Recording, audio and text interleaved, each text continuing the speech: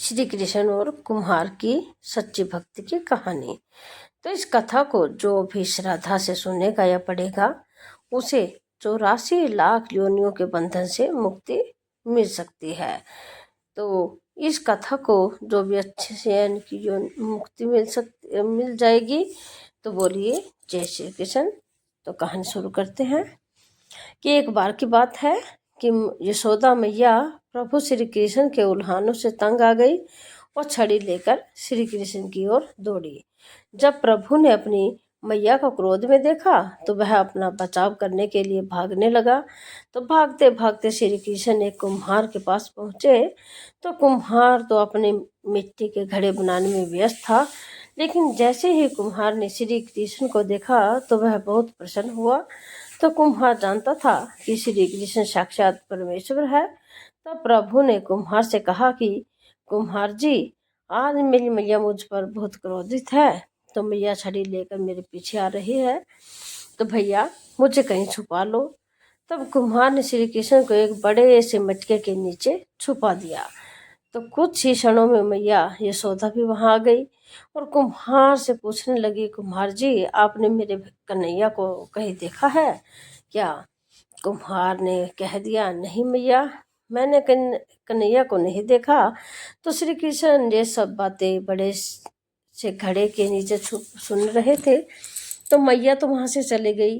अब प्रभु श्री कृष्ण कुम्हार से कहते हैं, कुम्हार जी, यदि मैया चली गई हो तो मुझे घड़े से बाहर निकालो। तो कुम्हार बोला, ऐसे नहीं प्रभु जी, पहले मुझे 84 लाख योनियों के बंधन से मुक्त करने का वचन दो। तो भगवान मुस्कुराए और कहा, ठीक है, मैं तुम्हें 84 लाख योनियों से मुक्त करने का वचन देता हूँ, अब तो मुझे बाहर निकाल दो। कुमार कहने लगा, मुझे अकेले नहीं प्रभु जी, मेरे परिवार के सभी लोगों को भी 84 लाख योनियों के बंधन से मुक्त करने का वचन दो, तो मैं आपको इस घड़े से बाहर निकालूंगा। तो प्रभु जी कहते हैं, चलो ठीक है, उनको भी 84 लाख योनियों के बंधन से मुक्त होने का मैं वचन देता हूँ, अब तो मुझे घड़े से बाहर निकाल दो। अब कुम्हार कहता है, बस प्रभु जी, एक विनती और है, उसे भी पूरा करने का वचन दे दो, तो मैं आपको घड़े से बाहर निकाल दूंगा। तो भगवान बोले, वो भी बता दे, क्या कहना चाहते हो?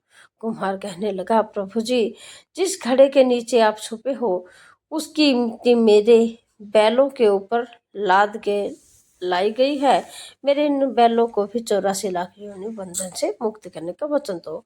तो भगवान कुम्हार के प्रेम को प्रसन्न होकर उन बैलों को भी 84 लाख बंधन से मुक्त करने का वचन दिया। तो प्रभु बोले, अब तो तुम्हारी सब इच्छा पूरी हो गई, अब तो मुझे घड़े से बाहर निकाल दो।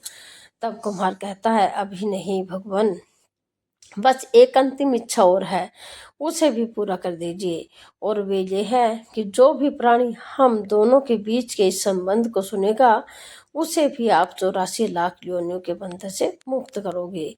बस यह वचन दे दो तो मैं आपको इस घड़े से बाहर निकाल दूंगा। कुम्हार की प्रेम भरी बातों को सुनकर प्रभु श्री कृष्ण बहुत खुश हुए और कुम्हार की इच्छा को भी पूरा करने का वचन दिया।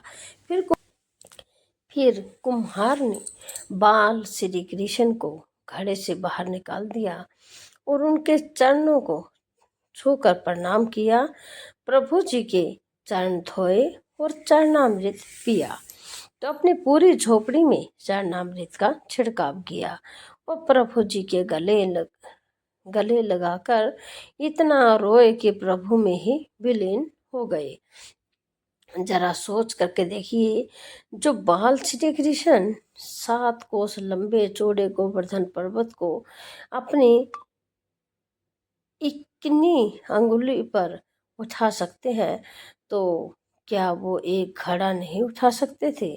लेकिन बिना प्रेम रीझे नहीं, नटवर नंद किशोर कोई कितने भी यज्ञ करे, अनुष्ठान करे, कितना भी दान करे, चाहे कितनी भी भक्ति करे, लेकिन जब तक मन में प्राणी मात्र के लिए प्रेम नहीं होगा तो प्रभु श्री कृष्ण मिल नहीं सकते।